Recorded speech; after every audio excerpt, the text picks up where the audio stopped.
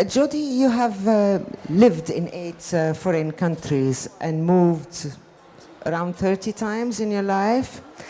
Did this inspire you to establish the Women Heritage Walk, or how did you come up with the idea? Yeah, I've moved all my life, and I think when you move frequently, you learn how to adapt, and you learn how to either be in the country, live in the country, be where you are, or if you remain too removed, then you never really are able to enjoy the place.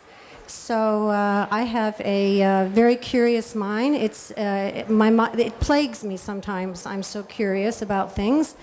And I came to Abu Dhabi about 8 years ago, and when I arrived, I thought I was quite a smarty pants, and I had lived in a Muslim country before, and I thought that I knew a little bit about living in Muslim countries and about the culture, and I realized I knew nothing. So I started about trying to understand the culture, and I usually do that by reading newspapers, reading literature, any books, historical novels, talking to people, taking classes, that sort of thing. And I realized very quickly that I had to learn about Bedouin culture, and I had to learn about Islam.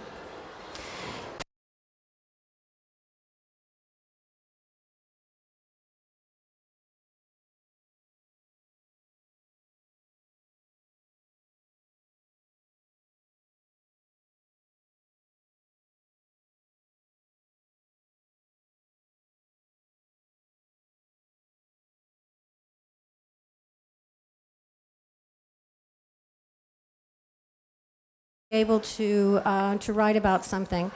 So I decided that I needed to go to the desert, and I needed to feel how difficult it was to walk in the sand, and I needed to sweat for 8 hours. Oh, that's not very feminine, is it?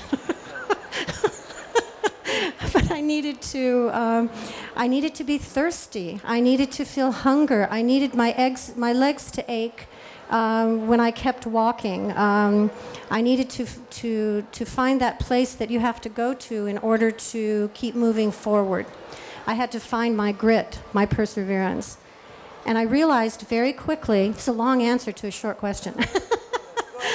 This is what we need to hear from you. Oh, thank you. I realized very quickly that the women who had done this walk only as little as 50, 60 years ago, these were strong women. Everything.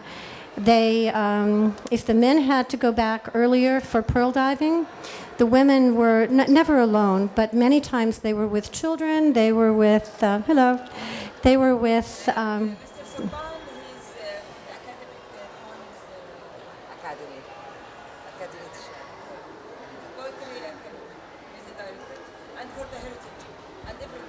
oh, welcome. Thank you. Welcome. I realized that when I went away from the UAE and people would talk to me about the women here, they really didn't understand the strength, tenacity, perseverance, and even nowadays how well educated they are. And so I thought, you know, I want the world to know about this, and I want to experience it. So I went to Oman. Actually, I went to the Wahibi sands to test myself, because before I could walk this long distances in the sand, I needed to be able to know if I could do it. And I questioned myself.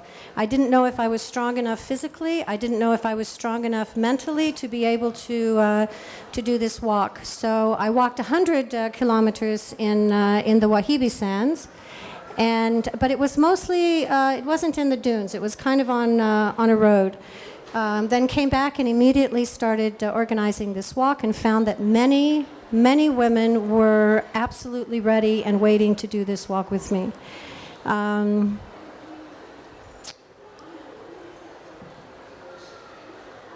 So I wanted to, I just wanted to take a minute to acknowledge Asma.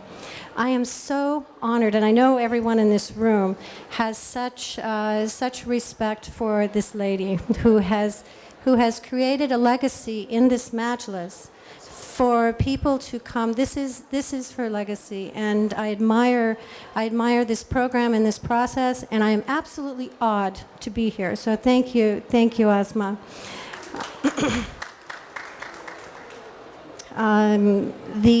The book very quickly, once I decided I could do this walk, and we'll talk about the walk in just a moment, but it caused me to think about, when I was thinking about the strength and tenacity of these women, it caused me to think about legacy and personal legacy.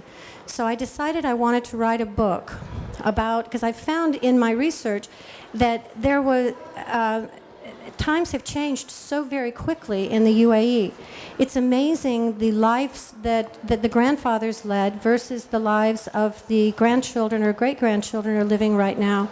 And because it happens so quickly, usually societies don't change that quickly. And so sociologically, it became an interesting phenomena for me. And I thought to myself, what would a grandfather want to teach his grandson and his great-grandchildren about being Emirati? And so that was the genesis of Whispers from the Sand, which I have just finished. It's not published yet. I'm looking for a publisher.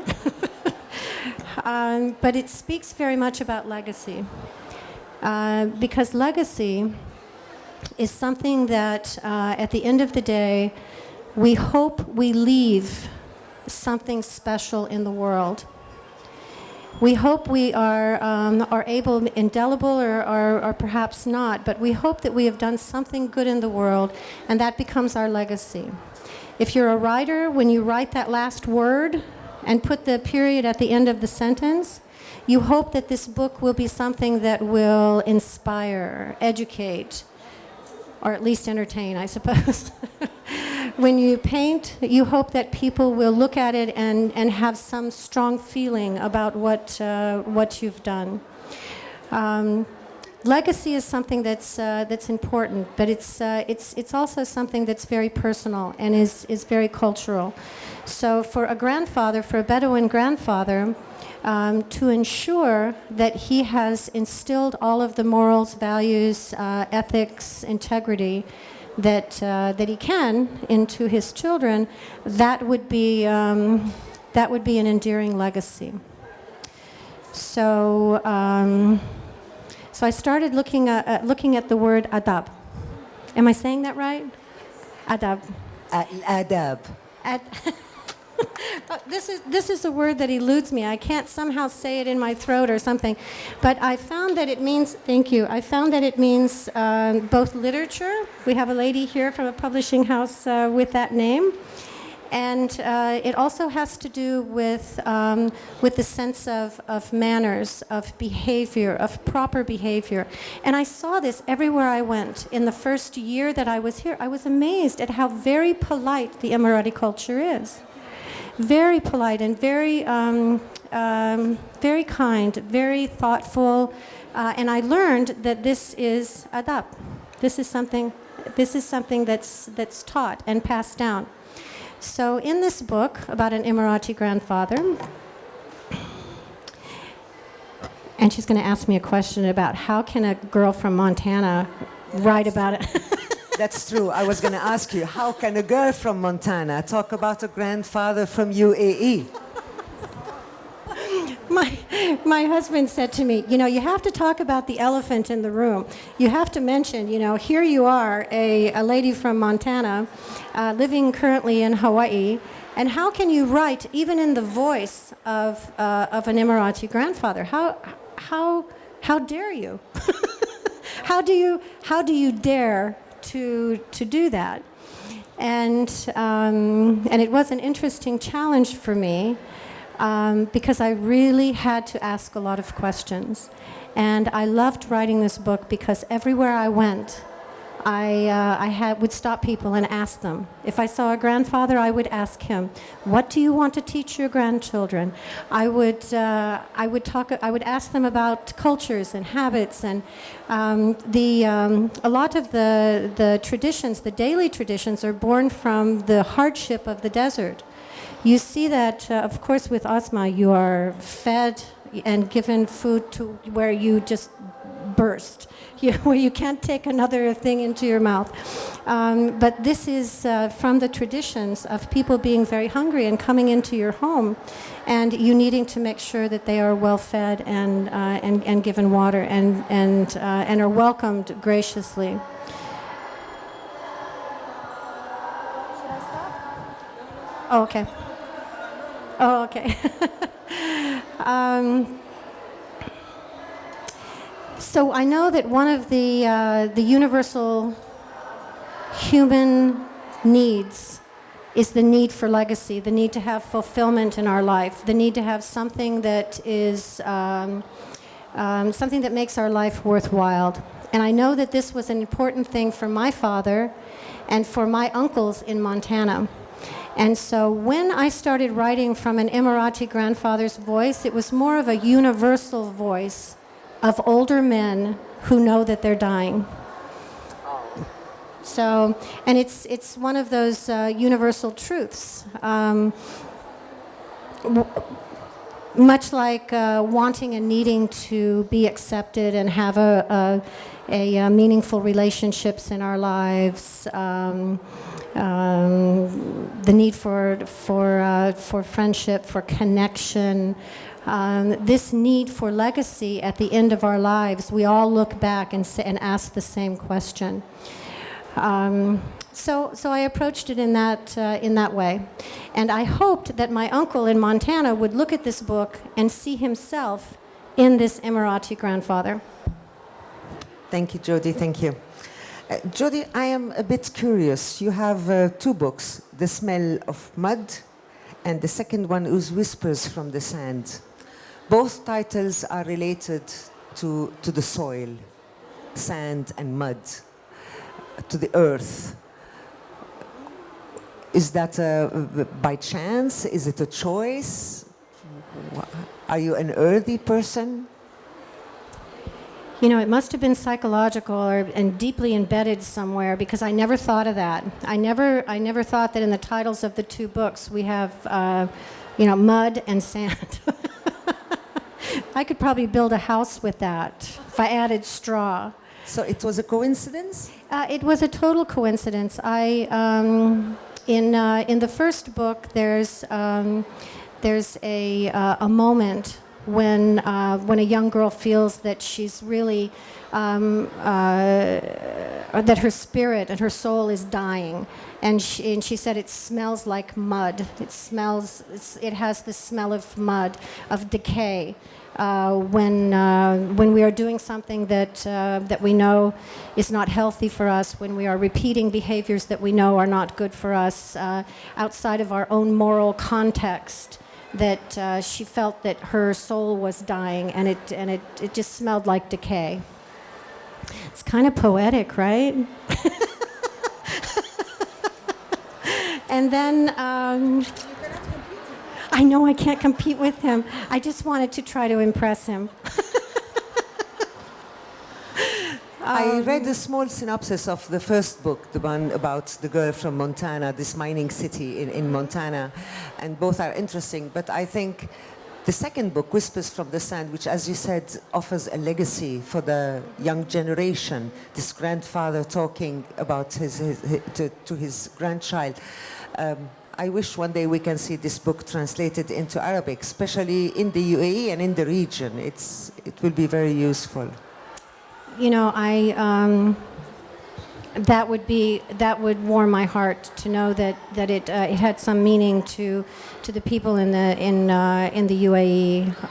I just feel like this country has so graciously welcomed me that if I can give something back in the form of a story, but I also hope, as I said, that I want my uncle and my relatives in Montana and people in Hawaii to read the book and to know that this is me. This could be me. This is what I need in my life. That it's a universal need.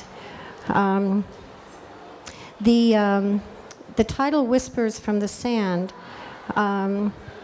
came because when I personally am in the desert, I have a lot of time for reflection.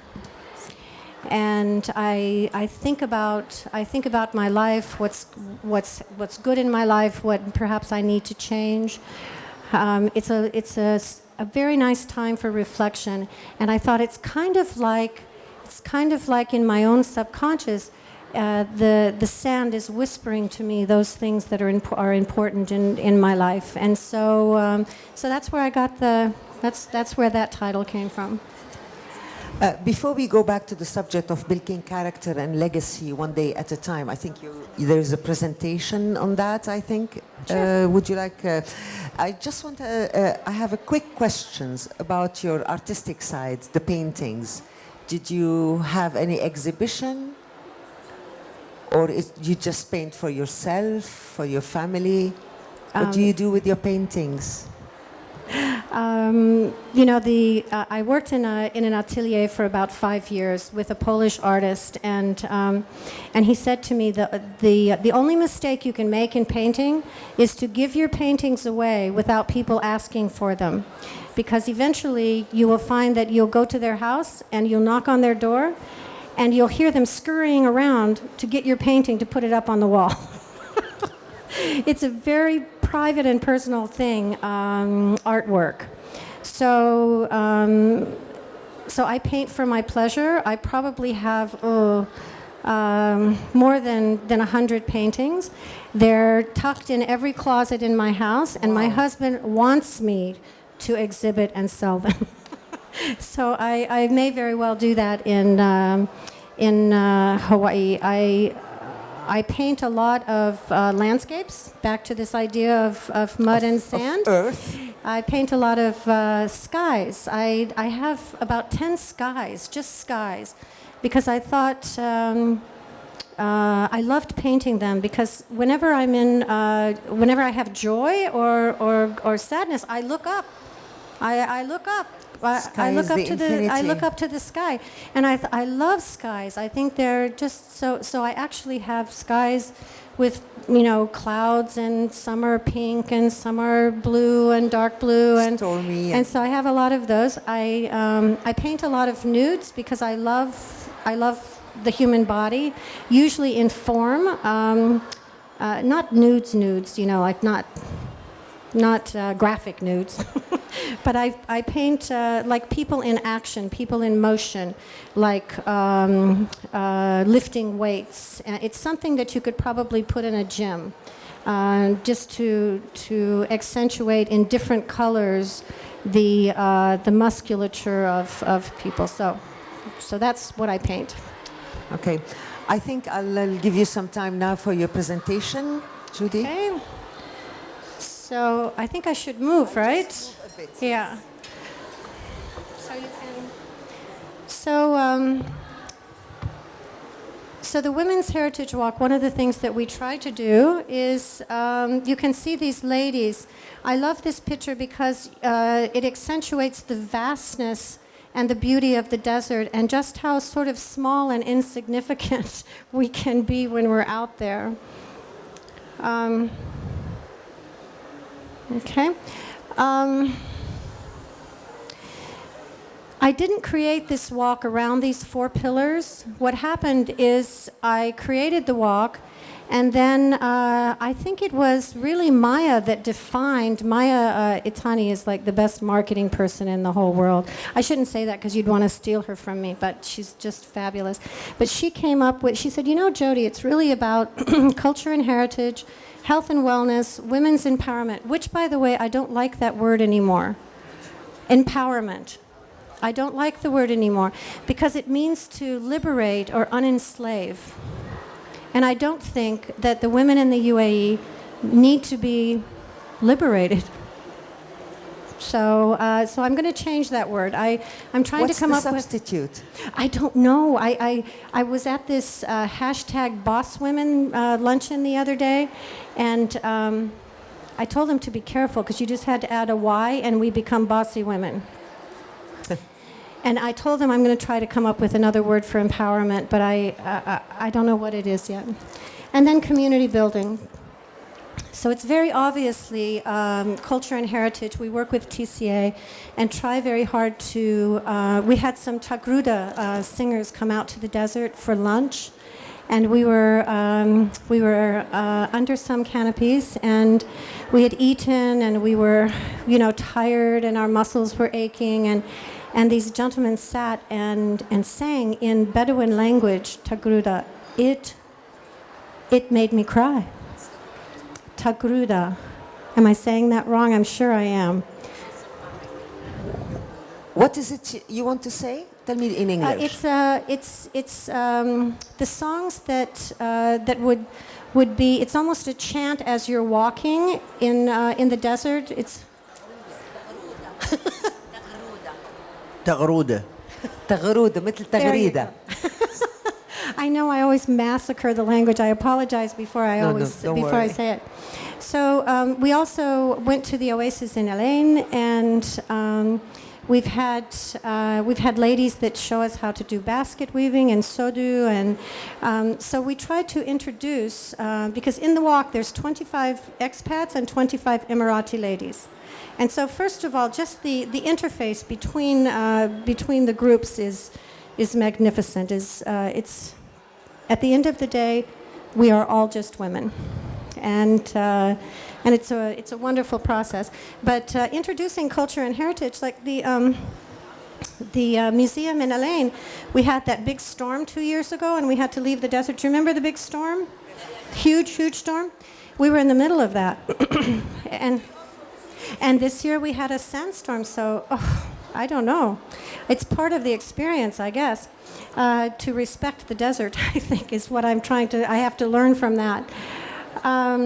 So a lot of the ladies had never been to the museum in Elaine, even the Emirati ladies. They had never been. So we try to introduce the culture and heritage. Health and wellness is evident. It takes about 3 months to prepare your body to go into the sand for this period of time. And so we're hoping that it creates a lifestyle change.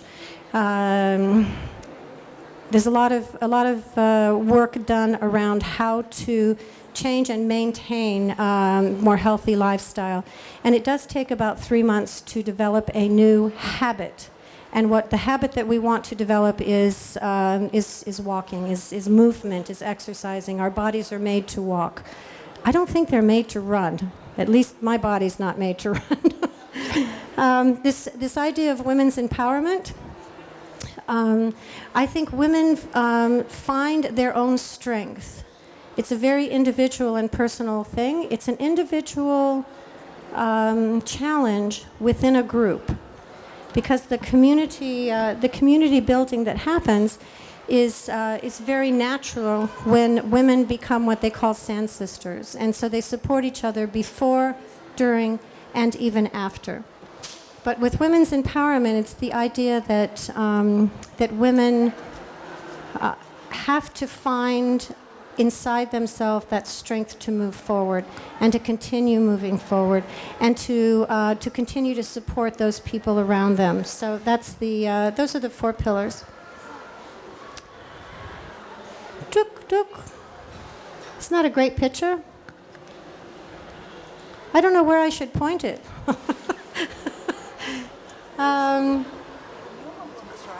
You want to try?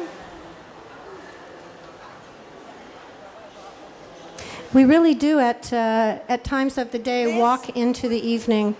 We start walking about 6 o'clock in the morning, and we walk for about 5 or 6 hours, and then we sit under a canopy for lunch for 2 or 3 hours and rest. sleep, which is the most wonderful sleep that you can imagine. And then we get up and walk the rest of the way. And often we are walking into the evening, and this is a wonderful time to walk at night in the desert when the sun's going down, and it's just more. It's a cooler time of the day. I think next year. Is this the one? Yeah, this is the next one. Yay! So a young man who is a calligraphy artist last year here at the book fair created this for me. I asked him to do a sort of a creative way to speak to strength, perseverance, and endurance. Because these, if you have these three things in your world, in your life, yeah? Do I have it? قوة تحمل إصرار إصرار determination. These three things, if you can develop them in your life or within your children's lives, are the three most significant factors that will assist with success in life. That's true. If you That's never true. give up, if you're able to keep moving forward and have the strength to do that, then you'll find success in life. So the next one, and these are learned very nicely in the desert. So the top right-hand corner is Major Ali Al-Suwaidi. He's from the Emirates Marine Environmental Group. So I guess I am more environmental than I think I am. now that you mention it, he's helping us with the authenticity of the walk. He guides me and challenges me to do things the correct way in a very gentle and kind way.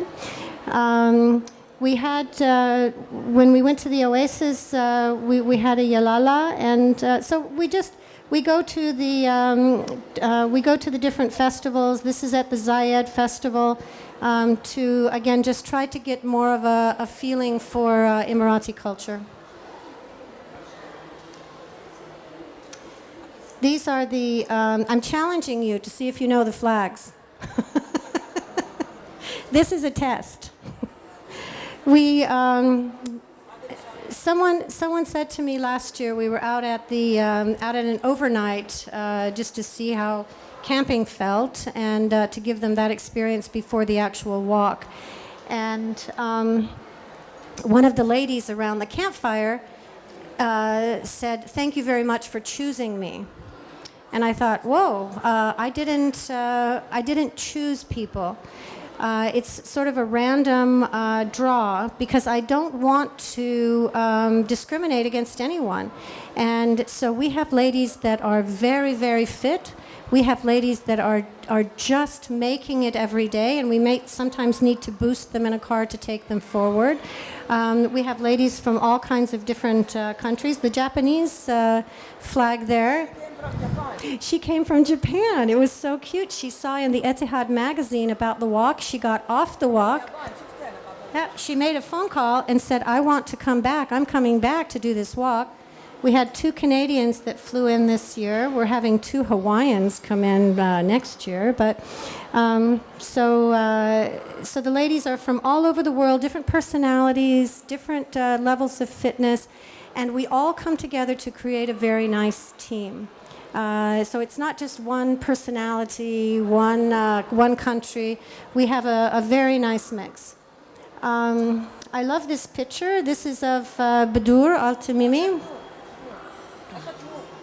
Yeah, this is Noor's sister. This is... Yes, of course, yes. Yeah, this is Badur. And I actually met Badur when I was walking in the Wahibi sands in Oman. She was also testing herself. And so she's been with me since then. She's quite a beautiful Emirati lady, so we take lots of pictures of her. When we start walking in the morning, sometimes it looks like this. I can't accentuate enough how how very peaceful it is. For anyone who has never gone to the desert and walked in the desert, been in the middle of the beautiful dunes, it's just a magnificent experience. And it's very meditative. It's very, it gives you time, as I mentioned before, it gives you time to really go into your own subconscious and look at your life. Very peaceful. Jody, you have a guide, right? Yes, we. So I've, it's getting a little busy out there now in the desert. There's, different compounds and there's fences and different, maybe some camel farms and that sort of thing. And so I had a guide. We selected the path through the most beautiful areas. But for health and safety, the municipality of Abu Dhabi, in keeping with the values of taking care of women, they make sure that you're always safe. So Alain kind of watches over us for half the way until you get to the border of Abu Dhabi. Alain is a little bit more protective than Abu Dhabi. I'll have to say that. I don't know if I should say that out loud. Interesting. They send helicopters out to make sure to check on us and see where we are, and it's really cute. But within the program, we have safe fails. So we have 4x4s that are very quickly next to us. If someone were to turn an ankle, no one has ever been injured or had a problem. But if there were, the 4x4s are standing by. Then I have an ambulance that's going on the road right next to us as we are walking. So it would take about maybe 5 minutes to get somebody to a proper ambulance. Again, I guess I really emphasized this point, this point of time for reflection, mostly because the ladies, when they give us feedback, they say to me that it was a period of time. We all have things going on in our lives, yeah? Everybody's, there's a country western song, everybody's got a little something. Everyone has things that they're struggling with, that are challenges in their lives. And this gives you a time out, a moment to really consider those things. And when we take a moment to consider those things in our lives which are bothering us, which we feel we need to fix, we almost always have the solution inside of ourselves. I know that now. It's kind of a crazy thing for a therapist to say, but one of the reasons why I developed this walk or continue to develop this walk is so that people do not have to call me. They don't have to call me for an appointment for individual therapy or marriage counseling. When you're in the desert with all of these very wise and kind women, they really figure out their lives. I love this photo. You can see the grains of sand. So it is the ultimate girlfriend experience. It is. It looks like it. It looks like fun also. It is so much fun. It's so much fun. One of the things that I really appreciated when I come to the UAE is that when you have parties, the women are with the women, and you get to dance and carry on, and you don't have to think about men and boys, and you can just be with your girlfriends and enjoy yourself. I like the let's dune it. Yeah, isn't that fun? A very creative lady, Loretta, she's not here any longer, coined this term, and so we use it because we really do get high up in the dunes. So 2 years ago, when we had that big rainstorm, the sand became very wet, and we were able to climb to the top of the highest dunes in the desert. It was fabulous. At one point, I was looking down, thinking, I wonder how far I'll fall if I were to lean over and fall down. I wonder how far I would slide before I stopped.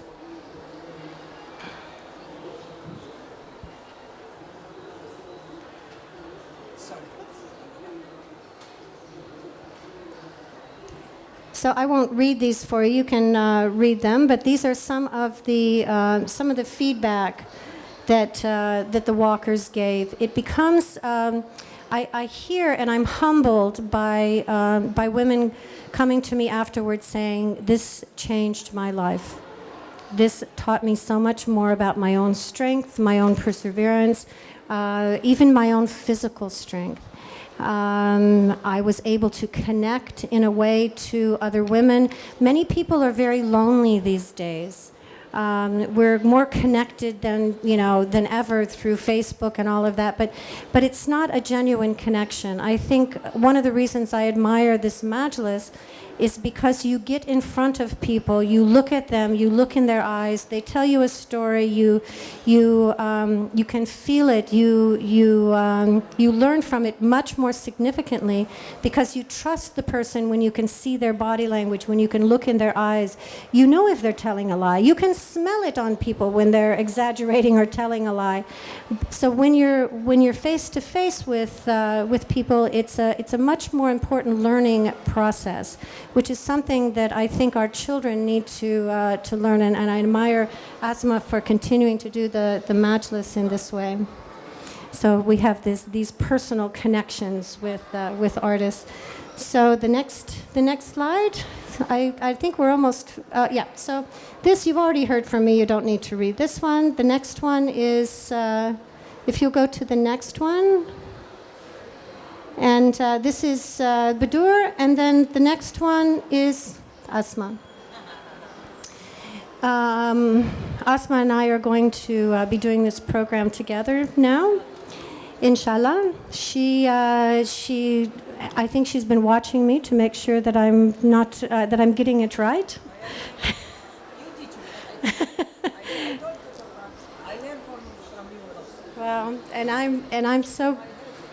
Well, I'm so grateful to be able to do this with lovely women. So then now my mission is kind of accomplished. I've written this book. I hope that I can get it into your hands sometime very soon.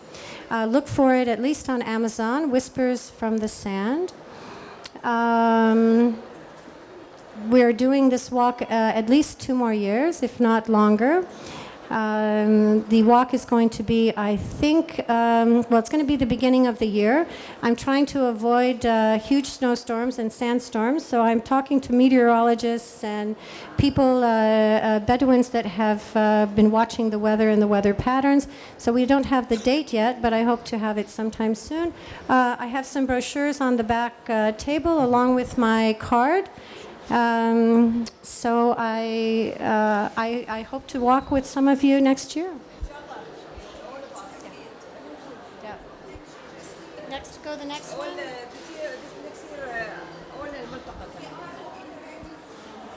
I hope so. You know, one of the things that I decided to do is I'm going to do the university students want to do just 2 days. So we're going to do a walk that is 1 day, 1 overnight, and then another day, just so people can taste it. If they get afraid of the 5 days walking, it's a little intimidating. So we can start, we're going to start before the walk and do a 2-day walk, just kind of a tester. Yeah, so please go to the website, sign up, let us know you're interested. It is a limited number of participants, and I hate saying no to people. I just can't stand it. So I hope you're able to get in the walk. Thank you, Jody. Really, it's very inspirational. When we were looking at those testimonials in the desert, in a completely disconnected world, you were able to connect people to each other. And each person was able to connect with herself, actually. I think this is it gives a very soothing feeling, a peaceful feeling. And I think this is really great what you're doing. Thank you. Thank you. And thank you once again, Asma. Ladies, the audience, ladies and gentlemen, any questions for Miss Jody? في حد عنده سؤال؟ تفضلي.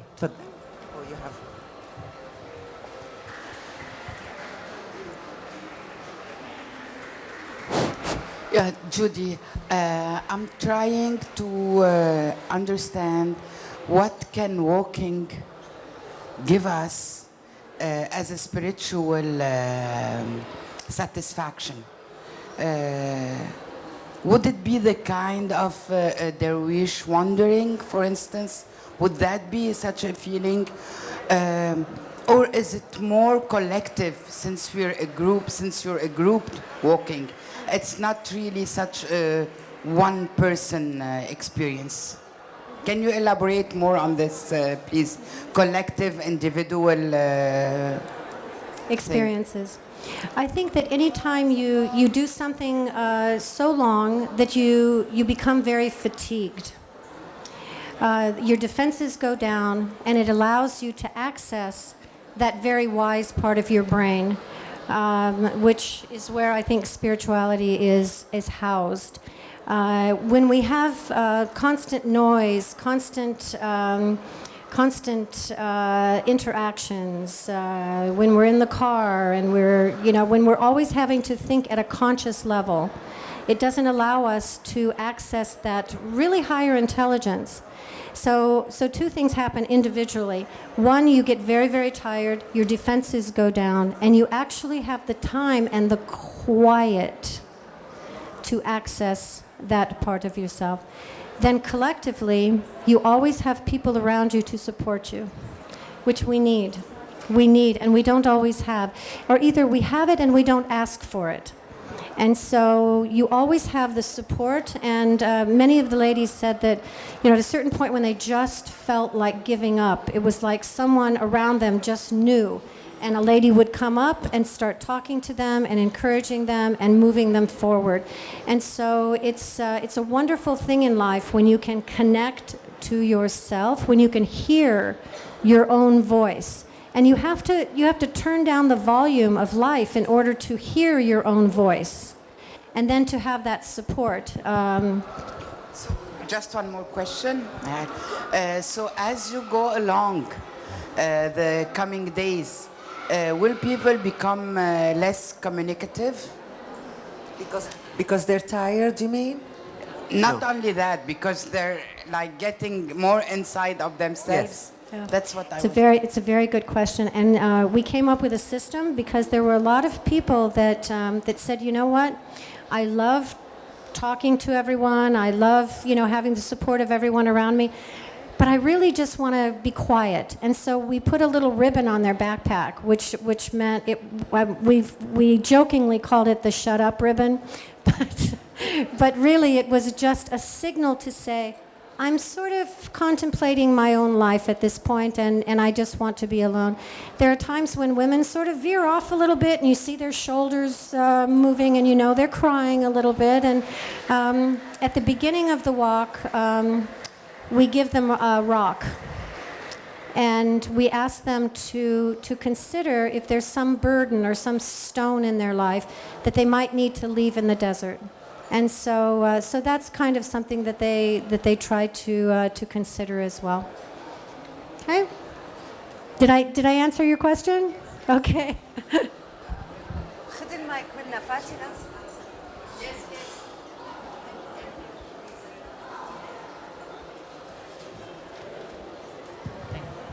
Good morning, Jody.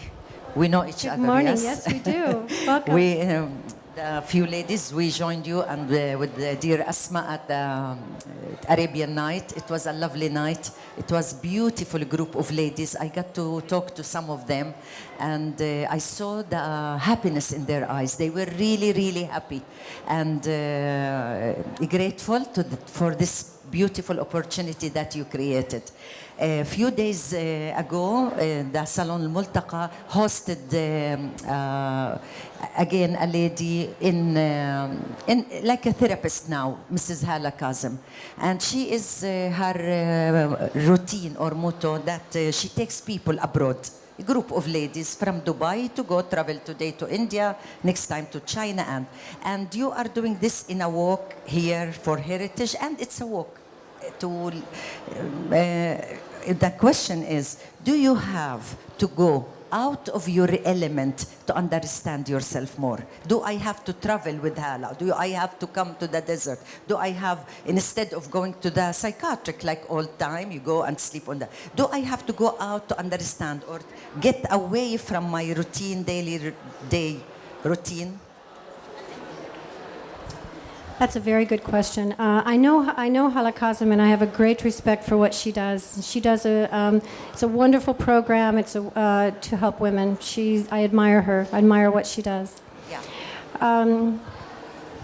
Ideally, we don't have to go away. Ideally, we have a mechanism within our lives to be able to reflect, to be able to access and find peace and access that higher intelligence. But sometimes we really do have to just cut the strings and get away. Going to the desert for 5 days is getting away. we are outside of our normal pattern of life. Sometimes in order to make changes, you do have to get off the treadmill. You have to take yourself out of your normal routines in order to allow for change. But this requires strength, because usually there's a fear involved with change, and so you have to deal with that change and be strong enough to fight that fear. So I think sometimes, yes, and I'm sure that it's very individual. Some people can shut their bedroom door, reflect, pray, meditate. Other people need to drop the routine and leave the country. Yeah. Mm-hmm. Yes. Hello, good morning. Salam alaikum, everybody. I have Salam two alaikum. questions. The first one, I don't know if you come to know my best friend. She's called Tina Haraldson. She was one of the people that inspired me like 3 years ago. And I didn't know about the walk, but she really had her own touches with she really changed my mind. And I'm very thankful for her. And the second question is, how did you come up with this idea? What kind of elements or environment or condition that pushed you to come up with the idea to start this group? And how good and so far you can feel it? Because I could see through Tina that you ladies have found yourself. You have reached your self-mind. So if you could elaborate, thank you very much. Thank you. Tina is a very kind lady. She was on the walk, the very first walk, and you're right, she's a very kind and open, welcoming person. I have always walked all my life. I was raised by a cowboy, literally a Montana cowboy. And when I was 2 years old, he would flip me up on the back of a saddle and off we'd go. So I've always found a great deal of peace in nature, usually through walking. I tried to run, tried to do marathons and all that. It's just, my body's not made to run, it's made to walk. I think that my son introduced this concept to me called nature deficit. Deposit? Nature deficit. Okay. Deficit. Deficits, okay. That we are too much in concrete, in buildings, surrounded by walls, and going out into nature actually triggers something very nice in our minds. Now, I was trained by a Jungian psychoanalyst years and years ago when I started working with child abuse and spouse abuse, 30 years ago. And there were some people that couldn't talk about the destruction or the sadness in their life within an office. They felt confined. And so I would take them for walks. I would actually have therapeutic sessions while we were out walking in a private path. I think we need to be out in nature. It's something that is embedded in our brains. I think we naturally just start breathing deeper when we're in nature. And so I explained a bit earlier that I had come to the UAE. I found I didn't know much about it, and I started doing a lot of research in order to write this book. And I found this walk, this natural migration from Abu Dhabi to Al-Ain and Al-Ain to Abu Dhabi, and I wanted to do it. And I before I would develop something so big, I had to find out if I could physically do it. And so I went to Oman and was walking in Oman to prove to myself that I could do it. Very quickly after I developed the concept, women started calling me. They wanted to come with me. So it was just that simple and just that organic. Thank you, Jody. Any questions here, ladies? Jody, I would like to read your books. I asked you whether they were sold here in the fair, but I will try to order them from Amazon, as you said. I would like to see your paintings one day, your 100 paintings hiding somewhere in the house. And I have to confess that I've been in the UAE for almost 35 years, and I never thought of this walk. And hopefully, maybe I can, join you one day. I really look forward to this nature thing. I look forward to walking with you and then sitting around the campfire at night and telling stories. It's a wonderfully bonding and beautiful experience. So I do hope you join us. I'm sure. It's a thrilling experience. I've been to the desert 2-3 times, Arabian Nights and during, but this experience of walking and sleeping over in tents, and that's chapeau. Trust me, everyone can do it. Chapeau bas. Thank you. Any more questions? Asma? ما بقى في Asma always ما شاء الله عليكي. Hi, Judy.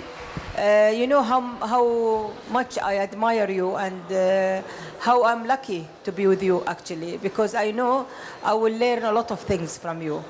It's nice that I feel the same way about you. حبيبتي, because you know how much I love you. And I will speak in Arabic, excuse me. هم بس مش مشي, يعني مش هي المشي إنه يبحث الإنسان عن نفسه. في نفس الوقت في برامج ثقافية في المشي, يعني كل ليلة عندهم برنامج ثقافي, يعني كل يوم في عندهم شعر. Okay. I told them about your program, not only walking, also every night you have something. One day for cooking, one day for lectures, one day for Arabic qahwa. يعني every day they have something to do, the women. يعني. That's why I want to add, to explain to them. Thank you, I forgot that part. Can you add it, please? Certainly. So TCA, we work with Tourism and Culture Authority. They're a wonderful supporter for us, and each night we have a different program in order to educate and inspire.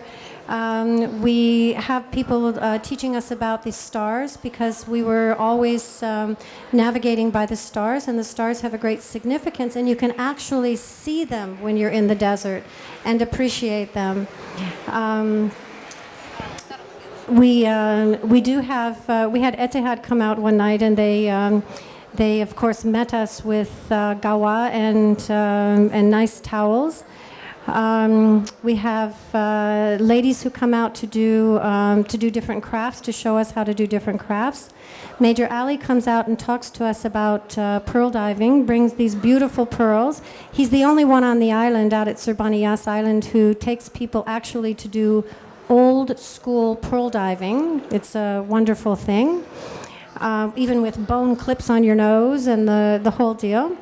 And he also talks about his mother's experience, because his mother walked from Dubai to Al-Ain, actually.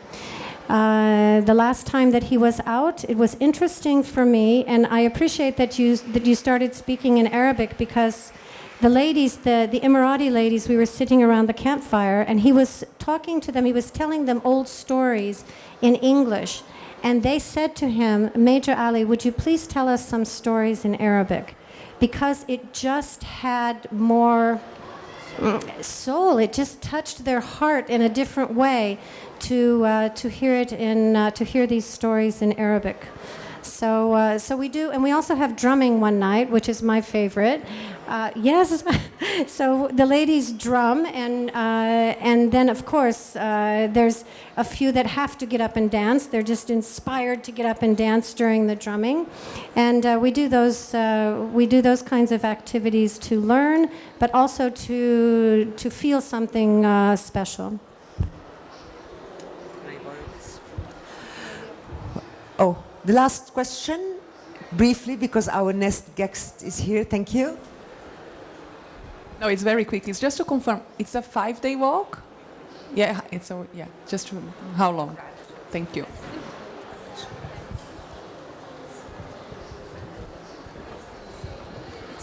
It's 125 kilometers in the sand. We end at.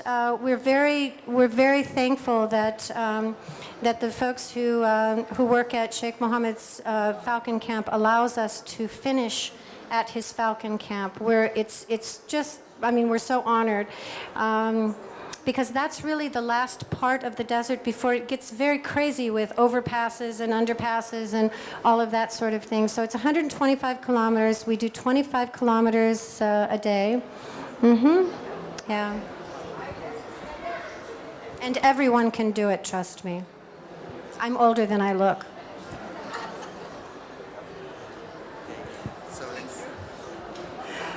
Thank you very much, Jody. Thank you, ladies and gentlemen.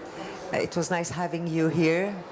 And we look forward to hearing, reading, looking, and listening to you, Jody. Thank you so much.